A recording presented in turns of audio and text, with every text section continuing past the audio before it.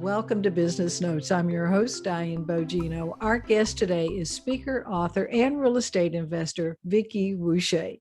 Vicki started investing in property in 2008 and was named the Telegraph's top United Kingdom's 25 most influential people in property. She is an international speaker, author of 5 books, including being a finalist in the Business Book Awards in March 2020. An international podcast guest, Vicki will surprise you with her take on property finance and the next decade. While focused on provoking empowering new thoughts about our financial futures and legacies, Vicki is still passionate about all things property related. Vicki firmly believes that we are trained to think that we will die young, but we won't. The doctors will see to that. So she helps audiences to identify and leverage their personal resources in order to create powerful legacies through their own form of a non-traditional wealthy retirement. Vicki loves life and is grateful for every minute. Vicki, welcome to Business Notes, and thank you so much for being on the show today. Thank you very much for inviting me, Dan. This is quite exciting. Yes, it is. All the way from Surrey, England, right? Absolutely. And you're over there in Atlanta, Georgia. Yeah, early morning estates. That's right. So what I want to ask you, because I really want to know the answer to this question, what does it mean to be wealthy? Now, that's a really, really good question, because it's almost like if I flipped it around and asked you or asked any of your audience, people will give a myriad of answers. And I think that's the point, is wealthy is whatever it means to you to be living your ideal life. It's not about how much money you've got in the bank. That's rich. If you've got a lot of money in your bank, you're rich, but you're not necessarily happy. You're not necessarily living your life on purpose or doing the things you want with the people that matter to you. So if you're living a wealthy life, you've got it all. You've got it all, absolutely all of it. I get it now. Okay, good. And now in the introduction, I mentioned that you invest in real estate. So how did you start investing in real estate? Well, there's two. I did 2 starts. So I did one start where my sister said to me, look, we're getting old. I think we're only in our late 30s or something. We really need to go and listen to something about pensions. And I went, okay. And she dragged me along to this, I thought, boring talk. And there was a man there and he was talking about putting property into your pensions. And we never did that, but we liked him. And then we just handed over £40,000, which was quite a lot of money sort of 10, 15 years ago. And he said he'd buy us a flat, and we sort of crossed our fingers, and he did. And it was a really good flat, and we still own that today. But naive, like you wouldn't imagine. I mean, we literally gave money to a stranger in the hope that he would get us a property, and it worked. And he was I think sometimes you can do these things on trust and feel, and it worked for us. But then I did it properly. Then I got an email, as you do, saying, come along to a free event. We went along to the free event. The free event was quite good. They sold us into a weekend event, and it spiraled on from there. So, and that was an American property company that came over to the UK to do it. Yeah. Wow. So do you have international properties? Oh, not anymore, thank you. I had one accidental, get this, Estonian flat. So when I started out for the second time doing it properly, I said to my girlfriend, come along to me with this property training. She said, oh, I can't, because I'm going along to this property training. You come to this property training with me. And I couldn't go to her one because I was busy, and she couldn't come to my one. So we sort of went to 2 different companies. Unfortunately, she went to a company that if you mention their name in the UK, everybody goes, oh no, did you really? How much did you lose? And she remortgaged her house, basically lost everything over the next 5 years. She had an unbuilt property in Spain, one in Cyprus. There was going to be a development in the States right next to Florida called Bimini Bay, and it never got built or something, so she got all caught up in that. And I went to my one and went down that path. So it was, yes, a true sliding doors moment. You talk about because you and your sister were only 30 and thought you were getting older. But you talk about the fact that you're a bionic woman and that the doctors will keep you alive. So Yeah. first of all, I want your doctor's name, but tell me tell our audience a little bit about that. Well, I got early onset arthritis, a gift from my mum. Thank you very much, mum. I'm hypermobile, so that means I'm very bendy, and that means you get more wear and tear on your joints. And so early onset arthritis, and it wore away my hips. So this is a bit gory. So if you don't like the gory, put your fingers in your ears. But basically, you've got bone, and what protects the bone is cartilage, and the cartilage is supposed to rub smoothly over. And this is why if you ever hear take your glucosamine, it's to lubricate your joints. Well, my joints were overworking because my muscles didn't hold them in place. So they rubbed away at one another till I got down to the bone, and then I got cysts. So I basically got 2 new hips. And what I like to say, just for the shock factor, is that Mr. J. Smith, my consultant, cut off both my legs. And actually, he did cut off both my legs. If you see an X-ray now, the top half of my leg is missing and has been replaced by these wonders of medicine. You know, the things that we can do with medicine are phenomenal. But sadly, I feel that a lot of the stuff that we do with medicine is only repairing the damage that we do with food in the first place, because, you know, we've got so bad with our food. And I can't say my weights, I mean, it probably doesn't show from here, which is quite, this bit works. Just don't lower the cameras. You know, so I'm not super svelte or anything like, you know, the obsession that everybody has. And that hasn't helped either. And yeah, and so I got 2 new hips. So like 2018 was like a drug-induced drama. I have this delightful partner called Bob. 22 years we'll have been together. He spent the whole of 2018 putting my socks on, and I'm going to go for the more decent version, pulling my trousers up, but you'll get the drift. Because either I had a hip replaced, so I couldn't bend past 90 degrees, which I don't know about you, but my arms won't reach my feet if I don't get to go past the 90 degrees. So I wasn't allowed to bend my knee up, so I couldn't get my socks on. And then I had shoulder repairs, because another thing about arthritis is that while you wear away your bone, the body goes, oh no, you're wearing away bone, we must replace the bone, which was very kind of the body, but it doesn't put the bone back necessarily where the bone's missing. So I said that I had little angel wings, and they cut my wings off because I got these osteophytes in my shoulders that tore the tendons, so then I couldn't lift my arms. So that was a right old mess. Couldn't walk anywhere, I couldn't go to the supermarkets, couldn't lift my arms up to get things out of the cupboard. And you know, Bob's younger than me, and I've got to keep up with my young man. And then he was this hero who got me dressed pretty much all year while I was off my face. And codeine, or you would call it oxycodone, is not nice. I don't know why people take that. I took it for the first operation, and then I did the second hip operation just on paracetamol. I wouldn't take it at all. I had taken it for, I think, 2 full weeks at full dose, and then they say wean yourself off, and I could hear my body going, oh, just take another half, Vicky. It'll just take the edge off. I mean, literally, it was voices in my head, and every joint hurt, even the ones that hadn't been operated on. Everything was sort of not throbbing, but all my joints were alive, begging me to take this drug, as I literally went into withdrawal after just 2 weeks. So again, you see, wonderful medicine gives you new hips.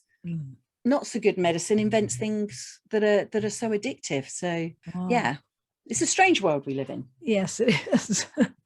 So to change topics, what made you start writing books? Challenge from someone, because I wasn't very good at outsourcing. And I think one of the things, if you're going to run your own business, is having a team around you.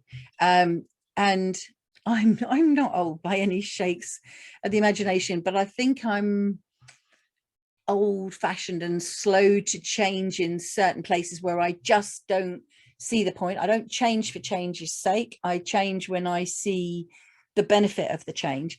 And everybody was hiring these VAs, you know, everything was virtual, everybody was online, and you go post your job and someone you didn't know would do the work. And I like seeing the someone's eyes that I'm going to work with. You know, if I'm going to give you a piece of my business and want you to take that on and do your best and represent my company, whether you're going to be my builder or you're going to be my social media person, you know. And so they said, well, go write a book, and then what you'll do is you'll learn to outsource, because you'll need to get a proofreader, you'll need to get an editor, you need to get a publisher and a printer, and then that was it. You might have noticed how many words to the minute I can speak. I can type that fast too. And I would just pour it all out through the keyboard. And so the very first book I wrote, which is this one, Using Other People's Money, that's had 4 editions of it. The second book, Make More Money's had 2 editions of it. Property for the Next Generation, 2 editions. And there's only been 1 edition of The Wealthy Retirement Plan. And then countless journals and you know, manuals of when I think of something that I feel like people could use a workbook to understand something that I'm explaining, I'll create a workbook for it, and they're all on the website. So yeah, and I've just literally this morning, and we were mentioning getting up early, and you seem to be a horrendously early bird, which is not my thing at all. I couldn't get to sleep this morning, and at 5:30 I got up and wrote a chapter for a book that I'm going to appear in, that should be published in the States. I'm not sure when, probably later this year, called Successful Women in Business. So that's quite exciting. Good. We'll look forward to that. Keep me posted. Okay. Yes. Great. Now, you were also a university lecturer. How did you make that transition? Is everything in my life an accident? I'm going to have to reflect on that after we've spoken. That wasn't by design either. So when my marriage broke up, I searched around for something to do, realized that I wasn't qualified. And I think if there's a lesson, like, let me just point out a lesson, because otherwise it's all going to be talk. 1, don't take drugs. There's a lesson. And 2, even if you don't do well at school, it doesn't mean you're thick. You know, we put so much pressure on kids for education. You've got to reach this attainment. And if you don't get this score, you won't go to that school. And you know what? None of that matters. What matters is creativity, risk-taking, identifying opportunities. And if you can put those things together, identify an opportunity, come up with a creative solution, do some maths, and then take a calculated risk, you can be successful at anything you set your mind to. So I had the belief that I wasn't bright from school. And so I went to university and I got a first degree. How's this for another piece of bionic? So here's a little bionic thing that goes through. So I was on my own with a 2-year-old and a 3-year-old. I started university. It was a 3-year degree. I did it in 2.5. While doing my 2.5-year degree with 2 children, I held down 5 part-time jobs. So I switched all the computers on. So I go in early, drop 1 child off at nursery, go in, switch all the computers on for everybody, set the printers up and all that sort of stuff. I then have to do that at the other end of the day. And I then started teaching, because what I realized as I was an older student, so I must have been about, I don't know, somewhere like 29 to 32, that sort of an age at university. I was much older than everybody else. And I thought sometimes that a lecturer didn't necessarily explain something easily. And I knew by the noise in the room, or the lack of noise in the room, that it just like flown over people's heads. So I would sometimes ask a question to get the teacher to clarify what they were saying. And then people then start saying, oh, you ask good questions, or could you help me with my homework type of stuff. And then I just was standing outside another lecturer's room, and because I was sort of similar ages probably to the lecturers than I'm more to the students, she was talking on the phone about not really wanting to teach something, and I was just being a bit, I don't know, flippant that day, and I went, I'll do it for you. And she went, oh, would you? And I went, yes. I didn't know what it was. And she said, can you teach PageMaker? And it was a piece of software for a Mac, and I was hardcore PC girl. And I said, do you, and I never lied. She said, can you teach PageMaker? And I went, do you have the software? She said, yes. And then she said, could you prep the lessons? And I said, would you support me? She said, yes. And that was it. And then I just started teaching. I didn't even understand how to switch a Mac on. And you know, the difference between a PC and a Mac is phenomenal. So I then had 6 weeks in which to learn and prep the software. I created an entire workbook for the students. I mapped out my whole 12 weeks of teaching with all what we were going to learn, what the lessons were, what the exercises were, what the homework was, put it all in a workbook for all the students, so all the notes were prepped in advance. And then I just carried on teaching, found I loved it, started teaching entrepreneurialism to the university students, and yeah, had probably like the best 11 years of my life up to that point. Wow, good grief. But there have been struggles right from the beginning. Let's talk about those a little bit. Well, I think it's not such an uncommon struggle for a lot of people. My marriage didn't last, but the bright side is that I've had 22 years with Bob, which, you know, is truly a gift. And if my marriage hadn't ended, I wouldn't have Bob.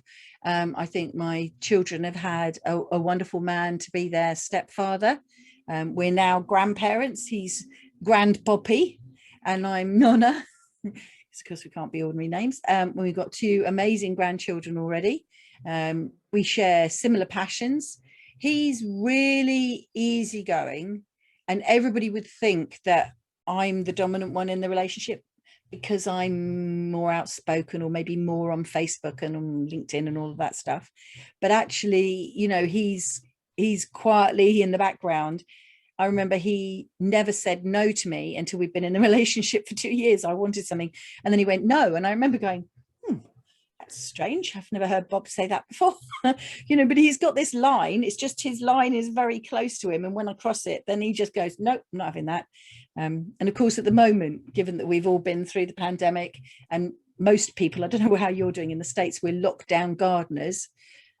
Bob has become a gardening aficionado, and I'm like pushing him to his limits of how far he'll go in the garden. Yeah, so he was digging compost for me yesterday while I was working, poor man. Oh, that's real love right there. Yeah, it is actually. So Vicki, what do you do when you're not writing books, when you're not buying houses or helping your clients build their businesses and their wealth?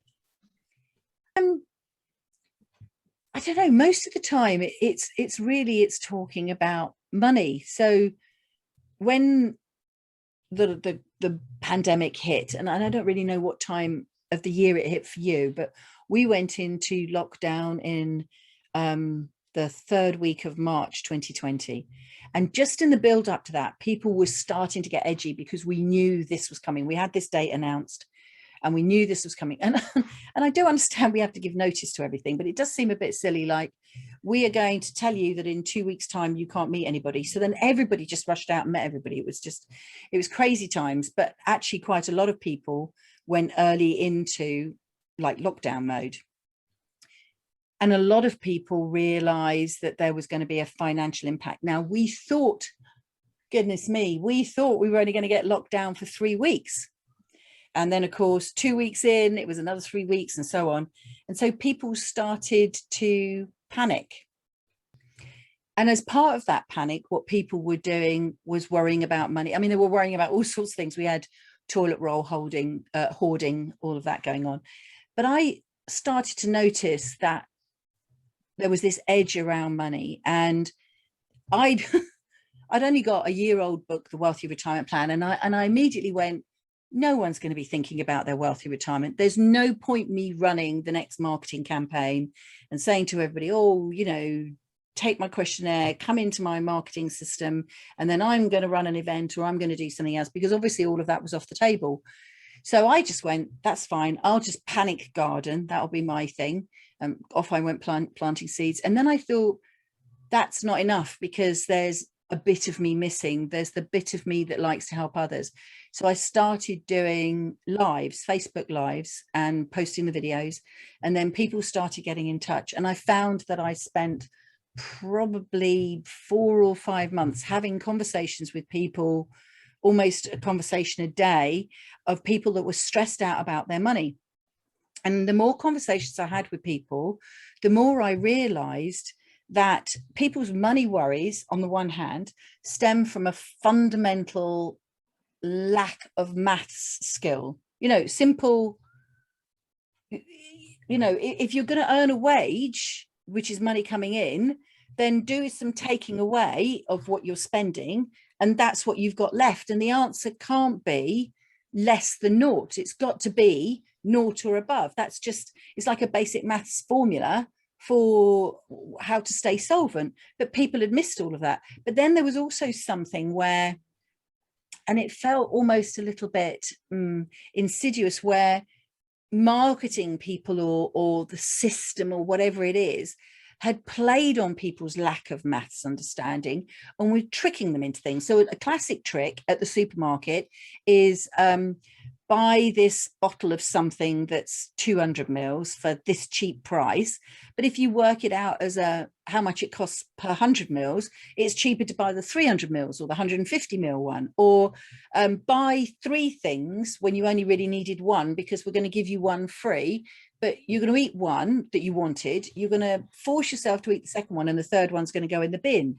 Or buy this now, you must have it. We take credit cards, and then you can't afford to pay back the credit card. So you got it at a cheap price, but then you paid in excess of 20% interest on it for the next year. So it ended up costing you double. And I started to go, well, the combination of a lack of maths and being tricked, is there something that lies in the middle where I can help people? And please, these are not school dropouts. These are intelligent people running their own businesses, solicitors, all sorts of people that didn't particularly like maths. School turned them off, are too busy to see through the facade of the marketing, and are getting tricked into things that are then tripping them up. So they're going to work really hard to make money to support their families, and the money's coming in one side, but it's got holes that it's leaking out through the other side. And that's sort of where this idea of the wealth strategy came from. So then I started to practice these calls, and then I realized I'd probably been doing this in some form since about 2015 anyway, because I was helping people invest in property, which means take on a considerable amount of debt. Well, I want to make sure that you know how to handle your money before before I enable you to do that, because I'd feel guilty otherwise. So yeah, so I talk money all the time, and I have to be careful when I'm out with the family. Like we had a weekend, and it's, how are you? And I know one of the family members has got a business, and I try very hard not to go into, how was business last month, as in how much did you make, how much did you sell, oh, what's the profit on that, oh, that's really good, and you had that debt, how have you paid that debt? Don't have those questions with family when we're having a barbecue. Rein it in, Vicky. That's true. Poor family. But Vicki, what belief changed your life, or what myth did you bust? I think it's about believing that you can. I look back at my life. Primary school, I talked too much, I asked too many questions. Secondary school, I couldn't learn in the way they wanted me to learn. I don't believe that I'm dyslexic or anything, but that intense talking at me and not giving me a chance to think, to formulate my own plans, didn't work for me. To then be in a position where I didn't believe that I was creative. School told me I wasn't. Didn't believe I was good at languages. School told me I wasn't. And I'm not entrepreneurial because I never sold my sister's toys in the playground, which is what every entrepreneur seems to have done, doesn't it? They've either bought sweets and sold them for more money, or they sold something that the family had that they didn't know that they were missing, and they've sold it in the playground. And I never did any of that. And I came to this all really late. I was like in my 40s before I really got going with property and setting up my own business and everything like that. So it just feels like if I can, you can, anyone can, if you just decide what it is that you want, whatever a wealthy life means to you. And for me, I'm not driven by money. That doesn't mean to say that my businesses don't make a profit, etc., etc. but I'm not driven by having a lot of money in the bank. I'm driven by how much time can I take off work? How little can I work to earn what I want to earn in order to have the life that I want to have? And so it's turning it the other way around. And I think, well, if I can do that, so can anyone. I like that philosophy. So, Vicki, to wrap up, you have a guide on your website. Tell our audience about that and how they can take advantage of that. So if you go to my website, and I know Diane will put the links there for you. So it's vickiwusche.com/scorecard, all one word. It's an online audit, and it takes you through the 5 principles that I talk about in the latest book, The Wealthy Retirement Plan. And that's clarity, control, resources, leverage, and legacy. And it asks you to answer some questions and then measures you against those principles, gives you a personalized score, both in the categories and overall, and lets you know how prepared you are for this wealthy life. So obviously, because it's tied to the book, it talks about your wealthy retirement, but why wait till someone gives you permission to retire? If you could work out how much money you needed to live the life you want, you could start it tomorrow, maybe, who knows? And so you can get 30 questions answered in about 2 or 3 minutes. They're very simple, click yes, no, that type of thing. And then it emails you over a report that's got your scores, explains the principles in more detail, gives you some action points that you can follow. And that's something I gladly share with your listeners.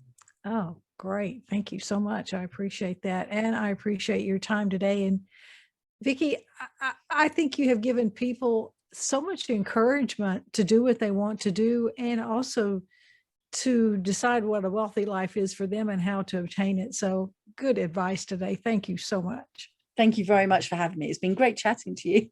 You too. Thank you for watching Business Notes. We've been speaking with Vicki Wusche, speaker, author, and real estate investor.